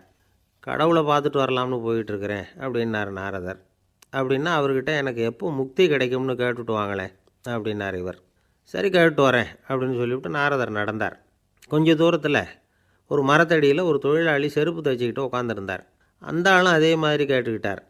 எனக்கு எப்போ முக்தி கிடைக்கும்னு கடவுள்கிட்ட கேட்டுக்கிட்டு வாங்களேன்னார். அவர்கிட்டையும் சரின்னு சொல்லிவிட்டு நாரதர் நேராக வைகுண்டத்துக்கு வந்து சேர்ந்தார். கடவுளை பார்த்தார். இவங்க 2 பேரும் சொல்லி அனுப்பின விஷயத்தை பற்றி கேட்டார். அதுக்கு கடவுள் சொன்னார், அந்த செருப்பு தைக்கிற தொழிலாளி உடல் நீத்ததும் உடனே என்னை வந்து அடைவான். ஆனால் அந்த சாஸ்திரம் படித்த ஆள் இப்போதைக்கு என்கிட்ட வந்து சேரமாட்டான். அவன் இன்னமும் பல பிறவிகள் எடுத்து அங்கேயே இருக்க வேண்டியிருக்குது. எப்போ இங்கே வந்து சேருவான்னு எனக்கே தெரியாது அப்படின்னார். நாரதருக்கு இதோட ரகசியம் என்னங்கிறது புரியல. எனக்கு ஒன்றும் புரியலையேன்னாரான் கடவுள்கிட்ட. சீக்கிரம் புரிஞ்சுக்குவேன், நீ திரும்பி போகிறப்போ நான் இங்கே வைகுண்டத்தில் என்ன செஞ்சுக்கிட்டு இருக்கேன்னு கேட்டால், ஒரு ஊசியின் துவாரத்தில் ஒரு யானையை கோத்துக்கிட்டு இருக்கிறேன்னு அவங்கக்கிட்ட சொல்லு அப்படின்னார் கடவுள் சிரிச்சுக்கிட்டே. நாரதர் பூமிக்கு திரும்பினார். கடவுளை பார்த்தீங்களா எப்படி இருக்கார் அப்படின்னு விசாரித்தார் வேத சாஸ்திரம் படித்தவர். ஓ பகவானா, அவர் வந்து யானையை வந்து ஊசியின் காதில் நுழைச்சிக்கிட்டு இருக்கிறார் பார்த்தேன்னார் நாரதர். ஊசி காதில் யானையா? அது எப்படி முடியும்? நீங்கள் சொல்கிறத நான் நம்ப மாட்டேன்னு விட்டார் அவர். சரி, இந்த ஆளுக்கு இறைவன் பேரில் நம்பிக்கை இல்லை அப்படிங்கிறத நாரதர் புரிஞ்சுக்கிட்டார். அடுத்தபடியாக அந்த தொழிலாளி இருந்த இடத்துக்கு போனார். இறைவனை பார்த்தீங்களான்னு கேட்டார் அவர். பார்த்தேன், ஒரு ஊசி துவாரத்தில் யானையை கோத்துக்கிட்டு இருந்தார் அப்படின்னு சொல்லிவிட்டு நாரதர் அந்த ஆள் முகத்தை கவனித்தார். அந்த தொழிலாளி இதை கேட்டுட்டு கொஞ்சம் கூட ஆச்சரியப்படலை. அவரால் முடியாத காரியம் கூட உண்டானார். என்ன இப்படி சொல்கிற, ஊசியின் துவாரத்தில் யானையை கோக்க முடியும்னு நீ நம்புறியா அப்படின்னு கேட்டார் நாரதர். நிச்சயமாக நம்புகிறேன்னார் அவர். அது எப்படி அப்படின்னு கேட்டார் இவர். இதோ பாருங்கள், நான் இந்த ஆலமரத்தடியில் தான் தினமும் உட்காந்துருக்கிறேன். தினமும் இந்த மரத்திலிருந்து எவ்வளவோ பழம் கீழே விழுது. இந்த பழத்தில் இருக்கிற ஒவ்வொரு விதையிலேயும் உள்ள ஒரு ஆலமரம் இருக்குது. ஒரு சின்ன விதைக்குள்ளே ஒரு பெரிய ஆலமரம் இருக்க முடியுங்கிறப்போ ஊசி துவாரத்தில் கடவுள் வந்து யானையை நுழைய வச்சாருங்கிறத ஒத்துக்கிறதுல என்ன கஷ்டம் இருக்குது அப்படின்னு ரொம்ப சர்வசாதாரணமாக பதில் சொன்னாராம் அந்த தொழிலாளி. நாரதர் யோசனை பண்ணார். இந்த தொழிலாளி வேத சாஸ்திரங்களையெல்லாம் படிக்கலைன்னா கூட அறிவுபூர்வமாக சிந்தித்து இறைவனை நம்புகிறான். அதனால தான் கடவுள் இந்த ஆளுக்கு சீக்கிரம் முக்தி கிடைக்கும்னு சொன்னார் அப்படிங்கிறத புரிஞ்சுக்கிட்டாராம். இந்த கதையில் வர்ற கடவுள், நாரதர், வைகுண்டம் இதெல்லாம் ஒரு பக்கம் இருக்கட்டும், ஒரு சின்ன விதைக்குள்ளே ஒரு பெரிய ஆலமரம் தூங்கிக்கிட்டு இருக்கு அப்படிங்கிற உண்மை, அந்தரத்தில் 1000 கிரகங்கள் சுற்றிக்கிட்டு இருக்குங்கிற உண்மை, இதெல்லாம் வந்து நாம் பார்த்துக்கிட்டு தானே இருக்கிறோம். இந்த உண்மைகள் வந்து அதிசயமாக நமக்கு தெரியறதுனால அதை வந்து நம்பாமல் இருந்துட முடியாது. இயற்கையை பரிபூர்ணமாக நம்புங்கள், அந்த நம்பிக்கையே நம்ம வாழ்க்கைக்கு ஆதாரம் அப்படிங்கிறத விளக்கிறதுக்காக தான் இந்த கதை. இந்த காலத்தில் நம்ம பிள்ளைங்களுக்கெல்லாம் இது மாதிரி நம்பிக்கை அதிகமாகவே இருக்குது. ஒரு நாள் ஒரு சின்ன பையன்கிட்ட கேட்டேன், ஏன்பா கடவுள் வந்து ஒரு பானைக்குள்ளே ஒரு யானையை நுழைய வச்சுட்டாருன்னு சொன்னால் அதை நீ நம்புவியா அப்படின்னு கேட்டோம். நம்புவேன் சார், அது ஒன்றும் பெரிய அதிசயம் இல்லைன்னா. எப்படிறான்னு கேட்டோம். எப்படின்னா அந்த பானை வந்து அந்த யானையை விட பெருசாக இருந்திருக்கும், அவ்வளவுதான் அப்படின்னு சொல்கிறான். ஒரு ராஜா ஊரெல்லாம் சுற்றி பார்த்துட்டு வரலாம்னு ஒரு நாள் புறப்பட்டு போனார். ஒரு இடத்துல தறி நெசவு வேலை ரொம்ப மும்முரமாக நடந்துக்கிட்டு இருந்தது. ஒரு பெரியவர் தறியால் நெசவு வேலை செஞ்சுக்கிட்டு இருந்தார். பக்கத்தில் ஒரு அழகான பொண்ணு உட்காந்து நூலை சுற்றிக்கிட்டு இருக்குது. ராஜா அந்த பெரியவரை பார்த்து யார் இந்த பொண்ணுன்னு விசாரித்தார். ராஜா அப்படி கேட்டதும் அவருக்கு ரொம்ப பெருமையாக போயிட்டுது. ஏன்னா உட்காந்துருந்தது அவரோட மகள். அரசே, இது என்னுடைய மகள். இவ வேகமாக நூல் திரிக்கக்கூடியவள். வைக்கோலை எடுத்து இவ திரிச்சா கூட அது எல்லாம் பவுனிழையாக வெளியில் வரும் அப்படின்னு ஒரு ராசி இவளுக்கு அப்படின்னு ரொம்ப பெருமையாக ராஜா கிட்ட சொன்னார். ராஜா இதை கேட்டதும் அசந்துட்டார். அப்படியா, இவ்வளவு அழகும் சாமர்த்தியமும் உள்ள இந்த பொண்ணு என்னோட வரட்டுமே, இவளை என் மருமகளாக ஆக்கிக்கிறேன் அப்படின்னார் ராஜா. அந்த பெரியவருக்கு ஒன்றும் புரியல. ஏதோ கொஞ்சம் பெருமையாக சொல்ல போக அது இப்படி ஆகிட்டுதே அப்படின்னு கவலைப்பட்டார். இருந்தாலும் ராஜா பேச்ச தட்ட முடியுமா, மகளை அனுப்பி வச்சுட்டார். ராஜா அந்த பொண்ணை அரண்மனைக்கு அழைச்சிட்டு வந்தார். அங்கே ஒரு அறையில் வச்சு பூட்டி விட்டார். அந்த ரூமு நிறைய வைக்கோலை கொண்டாந்து போட்டு அடைச்சாங்க. 3 ராட்டைகள் வேறு வச்சுருந்தாங்க. நாளைக்கு பொழுது விடியறதுக்குள்ளே நீ இந்த வைக்கோலையெல்லாம் தங்க இழைகளாக மாற்றி காட்டணும். நாளைக்கு காலம்புறம் வந்து நான் இந்த அறை கதவை திறப்பேன். உன் தகப்பன் சொன்னது மாதிரி எல்லாம் தங்கமாக மாறி இருக்கணும், இல்லைன்னா நீ உயிர் தப்ப முடியாது அப்படின்னு உத்தரவு போட்டார். பாவம் அந்த பொண்ணு என்ன பண்ணும், பகல் பூரா அழுதுகிட்டே உட்காந்துருக்குது. ராத்திரி பூராவும் தூக்கம் வரல. மறுநாள் அதிகாலை நேரத்தில் யாரோ கதவை தட்டுற சத்தம் கேட்டுது. பயந்துக்கிட்டே கதவை திறக்கிறா. திறந்து பார்த்தா வெளியில் 3 அவலட்சணமான பெண்கள். ஒருத்திக்கு வந்து கால் அகலமாக முறை மாதிரி இருக்குது, இன்னொருத்திக்கு கட்டை விரல் கரண்டி மாதிரி பெருசாக இருக்குது, 3ஆவது பொண்ணுக்கு உதடு தடித்து ரப்பர் மாதிரி தொங்கிக்கிட்டு இருக்கு. யார் நீங்கள், உங்களுக்கு என்ன வேணும் அப்படின்னு கேட்குது இந்த பொண்ணு. நாங்கள் உங்களுக்கு உதவி செய்கிறதுக்கு தான் வந்திருக்கிறோம் அப்படின்னு சொல்லி உள்ளே வந்தாங்க. உட்காந்தாங்க. கொஞ்ச நேரத்துக்குள்ளே உள்ளே இருந்த வைக்கோலையெல்லாம் தங்க இழைகளாக மாற்றி கொடுத்துட்டு போயிட்டாங்க. காலையில் ராஜா வந்தார், பார்த்தார். ஆகா பேஷுனார். இன்னும் கொஞ்சம் வைக்கோலை கொண்டாந்து அந்த ரூமில் போட சொன்னார். இந்த வைக்கோலையும் இன்றைக்கி தங்கமாக மாற்றிவிடு, நாளைக்கு மறுநாள் உனக்கும் இளவரசனுக்கும் கல்யாணம்னு சொல்லிவிட்டார். இன்றைக்கி ராத்திரி அந்த 3 பொண்ணுங்களும் வந்தாங்க. வைக்கோலை பொண்ணு இழைகளாக மாற்றினாங்க, புறப்பட்டாங்க. இந்த பொண்ணு அவங்க காலில் விழுந்து வணங்கினா. என் உசுரை காப்பாற்றினீங்க, உங்களுக்கு நான் என்ன கைமாறு செய்ய போகிறேன் அப்படின்னா. பயப்படாத, நீ விரும்பினா எங்களுக்கு ஒரு உதவி செய்யலாம். உன்னுடைய கல்யாணத்துக்கு நாங்கள் 3 பேரும் வரோம். நீ எங்களை வந்து வரவேற்று ராஜாக்கிட்டேயும் இளவரசர்கிட்டையும் நாங்கள் வந்து உன்னோட பெரியப்பா பொண்ணுங்கன்னு சொல்லி அறிமுகப்படுத்தி வை, நாங்கள் விருந்து சாப்பிட்டுட்டு போயிடுறோம் அப்படின்னாங்க. ரொம்பவும் சந்தோஷமாக சரின்னு ஒத்துக்கிட்டா. கல்யாண நாள் வந்தது. கல்யாணம் ரொம்ப கோலாகலமாக நடந்துக்கிட்டு இருக்கு. எல்லா தேசத்து ராஜா ராணிகளும் வந்துக்கிட்டு இருக்கிறாங்க. அந்த 3 அவலட்சணமான பொண்ணுங்களும் வந்து சேர்ந்தாங்க. யார் இவங்கன்னு கேட்டார் ராஜா. என் பெரியப்பா பொண்ணுங்க அப்படின்னா அந்த பொண்ணு. காலும் உதடும் கட்டை விரலும் ஏன் இப்படி உங்களுக்கு அவலட்சணம் ஆயிட்டுது அப்படின்னு கேட்டார். அதுக்கு அந்த பொண்ணுங்க பதில் சொன்னாங்க. என்ன செய்கிறது, ஓயாமல் வைக்கோலை நூற்று ஒருத்தியோட கட்டை விரல் அப்படி கரண்டி மாதிரி ஆயிட்டுது. நாக்கில் தொட்டு தொட்டு திரிச்சதுனால ஒருத்தியோட உதடு அப்படி ஆயிட்டுது. காலால் கட்டையை அழுத்தி அழுத்தி தறி போட்டதுனால இன்னொருத்தையோட கால் அப்படி ஆயிட்டுது. உங்கள் மருமகளாக வந்திருக்கிற இந்த பொண்ணு அந்த 3ஐயுமே செய்ய தெரிஞ்சவ தான். என்ன ஆக போதும் இன்னும் கொஞ்ச நாளில் அப்படின்னாங்க. அவ்வளவுதான். ராஜா பயந்துட்டார். அம்மா, இன்னையிலேருந்து நீ இளவரசனின் மனைவி. நீ எப்பவும் அழகாக இருக்கணும். அதனால் நீ இனிமேல் வைக்கோலை திரிக்கவே கூடாது அப்படின்னு உத்தரவு போட்டார். அவளை இக்கட்டான சூழ்நிலையிலிருந்து காப்பாற்றின அந்த 3 பொண்ணுங்களும் சந்தோஷமாக திரும்பி போயிட்டாங்களாம். சுவாமி சின்மயானந்தர் இந்த கதையை சொல்லியிருக்கிறார். தன்னலம் மறந்து சுயலாபத்தை வந்து தியாகம் செய்கிறது வைக்கோல்லேருந்து தங்க இழையை நூக்கிறது மாதிரி அப்படிங்கிறார் அவர். அது இருக்கட்டும், இப்போ நம்ம கதைக்கு வருவோம். ஒரு ராஜா தன்னோட மகனுக்கு சுயவரம் நடத்தினார். எல்லா தேசத்திலிருந்தும் ராஜகுமாரர்கள் வந்திருந்தாங்க. ராஜகுமாரியை கல்யாணம் பண்ணிக்கலாம்ங்கிற ஆசையில் சுயம்பர மண்டபத்திலேருந்து எல்லா ராஜகுமாரர்களும் அலறி அடிச்சுக்கிட்டு வெளியில் ஓடி வந்துக்கிட்டு இருக்கிறாங்களாம். ஏன் இப்படி எல்லாரும் மிரண்டு போய் ஓடி வர்றாங்கன்னு கேட்டார் ஒருத்தர். அதுக்கு இன்னொருத்தர் விவரம் சொன்னார். ராஜகுமாரியை இன்றைக்கி தான் அவங்க நேரில் பார்த்தாங்களாம், அதுதான் அப்படி ஓடி வந்துக்கிட்டு இருக்கிறாங்க அப்படின்னார். ஒரு பெரியவர் உட்கார்ந்துருக்கிறார். அவரை சுற்றி அவருடைய தோழர்கள் உட்காந்துருக்கிறாங்க. ஏதோ ஒரு முக்கியமான செய்தியை அவர் வந்து அவங்களுக்கு சொல்லிகிட்டு இருக்கிறார். அவங்களும் ஆர்வமாக கேட்டுக்கிட்டு இருக்கிறாங்க. இந்த சமயத்தில் யாரோ ஒரு ஆள் வேகமாக அங்கே வர்றார். வர்ற வேகத்திலேயே எனக்கு ஏதாவது உதவி செய்யுங்க அப்படின்னு கேட்டுக்கிட்டே வர்றார். கேட்குறது உதவி, ஆனால் குரல் வந்து மிரட்டுறது மாதிரி இருக்குது, அதட்டி கேட்குறது மாதிரி இருக்குது.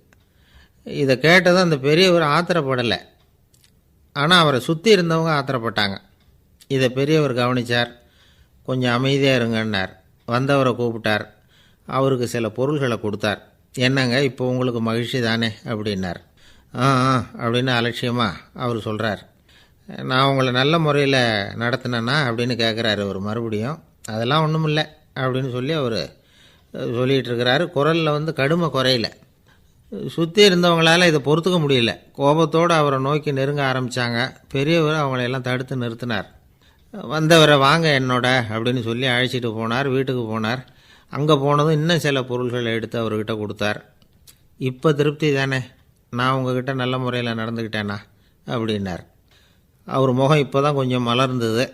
ரொம்ப நன்றி, இறைவன் வந்து உங்கள் குடும்பத்துக்கு எல்லா நன்மைகளையும் செய்வான் அப்படின்னு சொன்னார். இதே வார்த்தைகளை என்னுடைய தோழர்கள்கிட்டே வந்து சொல்லிட்டீங்கன்னா அவங்க கோபம் தணிஞ்சிரும், வர முடியுமான்னார். கண்டிப்பாக வர்றேன் அப்படின்னாரு. மறுநாள் காலையில் அந்த இடத்துக்கு வந்தார். அதே மாதிரி சொல்லிவிட்டு அவர் போயிட்டார். தோழர்கள்லாம் ரொம்ப வியப்போடு பெரியவரை பார்த்தாங்க. அந்த பெரியவர் தான் நபிகள் நாயகம். அவர் சொன்னார், ஒருத்தன் ரொம்ப ஆசையாக ஒரு ஒட்டகத்தை வளர்த்துக்கிட்டு வந்தான். ஒரு நாள் அந்த ஒட்டகம் வந்து கயத்தை அறுத்துக்கிட்டு ஓடி போயிட்டுது. அக்கம் பக்கத்தில் இருக்கிறவங்கெல்லாம் அந்த ஒட்டகத்தை பிடிக்கிறதுக்கு முயற்சி பண்ணாங்க. அதை துரத்திக்கிட்டு ஓடினாங்க. ஒட்டகம் வந்து தாறுமாறாக ஓட ஆரம்பிச்சிது. இந்த சமயத்தில் ஒட்டகத்தை வளர்த்தவன் அங்கே ஓடி வந்தான். நீங்கள் அதை ஒன்றும் செய்ய வேணாம், விட்டுருங்க, அதோட சுபாவம் எனக்கு நல்லா தெரியும், அதை சுலபமாக என்னோடய வழிக்கு கொண்டுட்டு வந்துட முடியும், நான் பார்த்துக்கிறேன், விட்டுருங்கோ அப்படின்னா. எல்லோரும் விலகி போயிட்டாங்க. இவன் என்ன செஞ்சான் தெரியுமா? கொஞ்சம் புல்லை கையில் எடுத்துக்கிட்டு அந்த ஒட்டகத்தை நெருங்கினான். அவ்வளவுதான். அது ஓடி வந்து இவன் காலடியில் உட்காந்துக்கிட்டது. செல்லமாக அதை அப்படியே தடவி கொடுத்தான். முதுகில் ஏறி உட்காந்துக்கிட்டான். அது பாட்டுக்கு சாதுவாக நடந்து போகுது. இந்த கதையை நபிகள் நாயகம் தம்முடைய தோழர்களுக்கு சொல்கிறார். ஒட்டகத்தை மட்டும் இல்லை, சில மனிதர்களையும் கூட சில விதத்தில் அணுகி தான் அவர்களை வந்து சீர்திருத்த வேண்டியிருக்குது அப்படிங்கிறத அவங்களுக்கு உணர்த்தினார். இது ஒரு அழகான உளவியல் அணுகுமுறை. சில குடும்ப தலைவர்கள் கூட இந்த ஒட்டகம் மாதிரி நடந்துக்கிறது உண்டு, அப்புறம் அடங்கி போகிறதும் உண்டு. ஒரு குடும்ப தலைவர் காலையில் எழுந்திரிச்சதுலேருந்து சத்தம் போட்டு கத்திக்கிட்டு இருப்பார். பக்கத்தில் இருந்தவங்கெல்லாம் ஓடி போய் சமாதானம் பண்ணி பார்த்தாங்க. அவர் ஓயறது மாதிரி தெரியல. கடைசியில் அவர் மனைவி வந்தாங்க. நீங்கள் எல்லாம் விலகி போயிடுங்க, அவர் சுபாவம் எனக்கு தெரியும், நான் பார்த்துக்கிறேன் அப்படின்னாங்க. சரின்னு எல்லோரும் போயிட்டாங்க. சாயந்தரமாக வந்து பார்க்குறாங்க, அவர் சத்தம் இல்லாமல் ஒரு மூலையில் உட்காந்துருக்கிறார். ரொம்ப சாதுவா. ஆச்சரியமாக இருந்தது. என்னம்மா பண்ணீங்கன்னு கேட்டாங்க. அது ஒன்றும் இல்லைங்க, ஒரு வேளை சாப்பாட்டை நிறுத்தினேன், பட்னி போட்டேன், அவ்வளவுதான் அப்படின்னாங்க அந்த அம்மா. பொங்கல் திருநாள். பொங்கல் திருநாள்னால் இது ஏதோ அறுவடை திருநாள் அப்படின்னு சொல்லுவோம். அதாவது வருஷம் பூரா நாம் பாடுபட்டு அதனுடைய பலனை அனுபவிக்கிற நாள் அப்படிங்கிறது நாம் சொல்லிகிட்டு இருக்கிறது. இது முக்கியமாக இது வந்து ஒரு நன்றி அறிவிப்பு நாள் அப்படின்னு சொல்லுவாங்க. இன்றைக்கி வந்து நிறைய நன்றி அறிவிப்பு கூட்டம்லாம் நடந்துக்கிட்டு இருக்குல்ல, அது மாதிரி விவசாயிகள் நடத்துகிற ஒரு நன்றி அறிவிப்பு விழா இது. யாருக்கு நன்றி சொல்கிறாங்கன்னா ஆதவனுக்கு. அதாவது சூரியன் இல்லைன்னா விவசாயம் இல்லை. அதனால் ஆதவனுக்கு நன்றி செலுத்துகிற நாளாக இந்த பொங்கல் திருநாளை நாம் கொண்டாடுறோம். அதாவது இந்த பொங்கலில் வந்து விவசாயிகள்கிட்டேருந்து நிறைய பண்புகளை நாம் தெரிஞ்சுக்க வேண்டிய நாள் இது. விவசாயிகள் வந்து அவங்க விவசாயம் முன்னேறி இருக்கிற அளவுக்கு விவசாயிகளுடைய வாழ்க்கை தரம் முன்னேறலை. அந்த அளவுக்கு அவர்கள் வந்து நாட்டுக்காக உழைச்சிக்கிட்டு இருக்கிறாங்க. அந்த காலத்துலேயே அதை பற்றி ஒரு கதை சொல்கிறது உண்டு. ஒரு வயசான ஆள் நிலத்தில் ஏறு உழுதுகிட்டு இருந்தாராம். கிழிஞ்சு போன ஒரு சின்ன துண்டை தான் இடுப்பில் கட்டியிருந்தாராம். தலையில் ஒரு கந்தலை சுற்றி இருந்தார். உடம்பு பூரா சேரு. ரொம்ப ஏழை. ஏறு ஓட்டிகிட்டு இருக்கிறவர் வேறு எப்படி இருப்பார்? இருந்தாலும் அந்த ஆள் ரொம்ப ஜாலியாக பாட்டு பாடிக்கிட்டே ஏறு உழுதுகிட்டு இருந்தாராம். உடம்புல தான் அவர் ஏழையை தவிர மனசில் ஒரு ஏழையாக தெரியல. அந்த சமயத்தில் அந்த நாட்டு ராஜா அந்த பக்கமாக குதிரை மேலே வந்தாராம். வேட்டைக்கு போயிட்டு பரிவாரங்களோடு திரும்பி வந்துக்கிட்டு இருக்கிறார். ரொம்ப செல்வ செழிப்பில் இருக்கிற ராஜா அவர் இந்த வயசான விவசாயியை பார்த்துருக்கார். இந்த ஆள் ரொம்பவும் ஏழைங்கிறது அவர் பார்த்தாவே பளிச்சுன்னு தெரியுது. கட்டிக்கிறதுக்கு நல்ல துணி இல்லை, உடம்போ இழைச்சி போயிருக்குது, வயிறு முதுகில் போய் ஒட்டிக்கிட்டு இருக்கு, கண்ணு குழி விழுந்து போயிருக்குது. ஆனாலும் முகத்தை பார்த்தா சந்தோஷமாக இருக்கிற மாதிரி இருக்குது.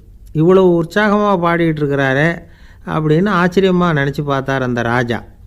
சரி, அவர்கிட்ட கொஞ்சம் பேச்சு கொடுத்து பார்க்கலாம் அப்படின்னு முடிவு பண்ணார். ஐயா பெரியவரே, இப்படி கொஞ்சம் வர முடியுமான்னாராம். பொழுது போகிறதுக்குள்ளே நான் இந்த வயல் பூரா உழவு ஓட்டி ஆகணும், அதனால் பேசுகிறதுக்கு நேரம் இல்லை அப்படின்னாராம் அந்த பெரியவர். என்ன அவ்வளவு அவசரமாக? மீதி இருந்தால் நாளைக்கு உழுதக்கூடாதா? அது சரி, உனக்கு எத்தனை ஏக்கர் நிலம் இருக்குது அப்படின்னு விசாரிச்சிருக்கார் ராஜா. எனக்குன்னு சொந்தமாக உள்ளங்கை அளவு கூட நிலம் கிடையாது. இது எங்கள் முதலாளியோட நிலம். இதை பூராவும் உழுது முடித்தாதான் அவர் கூலி கொடுப்பார். நான் கூலிக்கு உழுதுகிட்டு இருக்கிறேன். உங்ககிட்ட பேசிக்கிட்டு இருந்தால் அவருக்கு துரோகம் பண்ணது மாதிரி ஆகிடும் அப்படின்னாராம். ராஜா குதிரையை விட்டு கீழே இறங்கினார். வரப்பில் நடந்து அந்த பெரியவர்கிட்டயே போனாராம். சரி, ஒரு நாள் பூரா உழுதா உனக்கு எவ்வளவு கூலின்னு கேட்டிருக்கார். 8 அணா கூலி கிடைக்கும்னாராம் அவர்.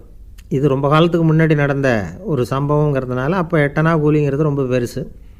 இருந்தாலும் அதுவும் அந்த ராஜாவுக்கு பெரிய கூலியாக தெரியல. இவ்வளவு தானா, இதை வச்சுக்கிட்டு நீ எப்படி காலம் தள்ளுற அப்படின்னாராம். ஒன்றும் கவலை இல்லை அப்படின்னாராம் அவர்.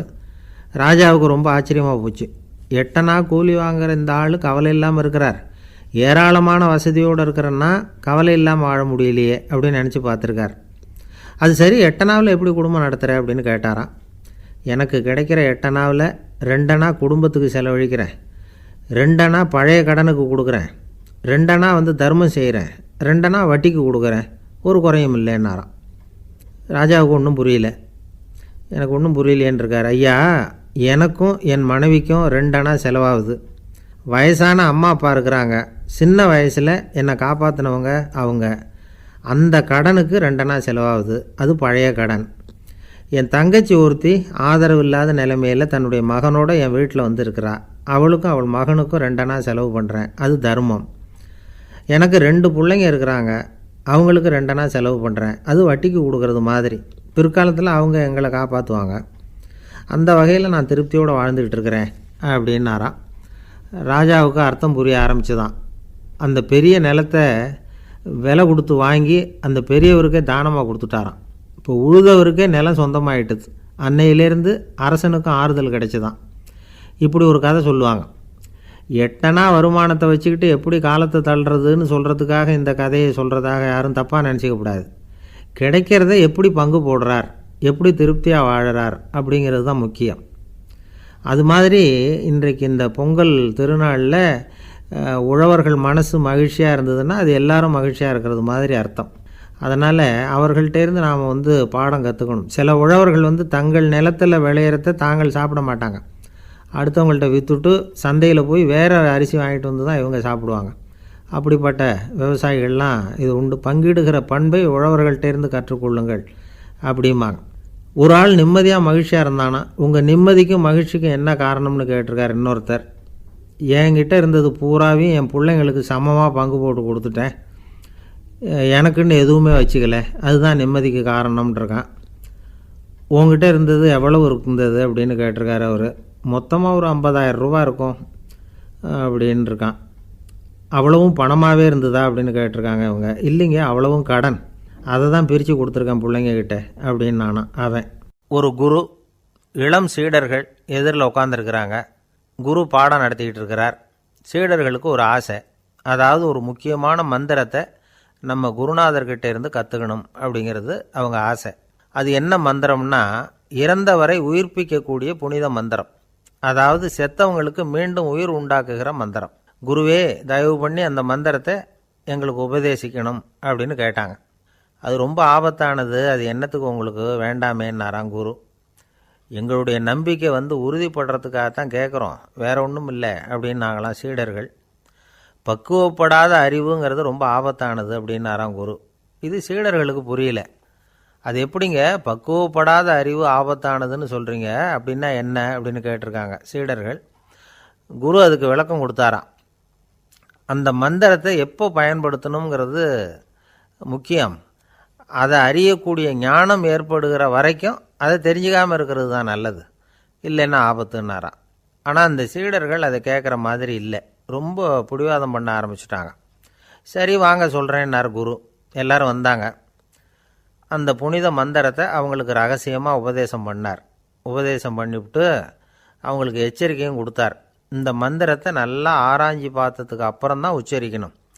அவசரப்பட்டு எதுவும் செஞ்சிடக்கூடாது அப்படின்னு ஒரு தடவைக்கு பல தடவை எச்சரிக்கை கொடுத்தார். சரின்னு சொல்லிவிட்டு அவங்கெல்லாம் மந்திரத்தை கற்றுக்கிட்டு எழுந்திரிச்சு போயிட்டாங்க. ஒரு நாள் அந்த சீடர்கள் எல்லாம் மணற்பாங்கான இடத்துல அப்படியே நடந்து போயிட்டுருக்கிறாங்க. ஒரு பாலைவன பகுதி மாதிரி ஒரு இடம். அங்கே ஒரு இடத்துல எலும்புகள் குவியலாக கிடந்தது. உடனே இந்த சீடர்கள் முன்ன பின்ன யோசிக்காமல், தியானமும் பண்ணாமல், அந்த மந்திரத்தோட பயனை சோதித்து பார்க்கணும் அப்படின்னு நினச்சிக்கிட்டு அந்த மந்திரத்தை உச்சரிக்க ஆரம்பிச்சிட்டாங்க. அவ்வளோதான். உடனே என்னாச்சு தெரியுமா? அந்த எலும்புகள் எல்லாம் ஓநாய்களாக மாறி அவங்கள துரத்த ஆரம்பிச்சிட்டுது. சீடர்கள் எல்லாம் தலைதெறிக்க ஓட ஆரம்பிச்சிட்டாங்க. ஓநாய்களும் விடலை, அவங்கள துரத்தி பிடிச்சி கடித்து கொதற ஆரம்பிச்சிட்டுது.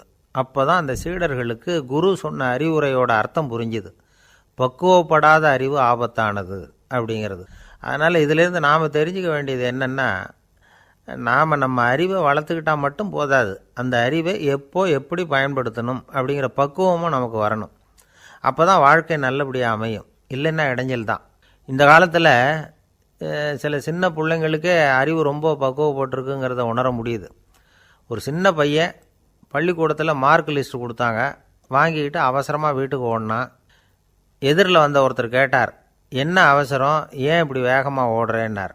எங்கள் அம்மா கிட்ட அடி வாங்கணும், அதுக்காக தான் ஓடுறேன்னா. அடி வாங்கிறதுக்காக இவ்வளவு அவசரம்னார் அவர். அப்படி இல்லைங்க,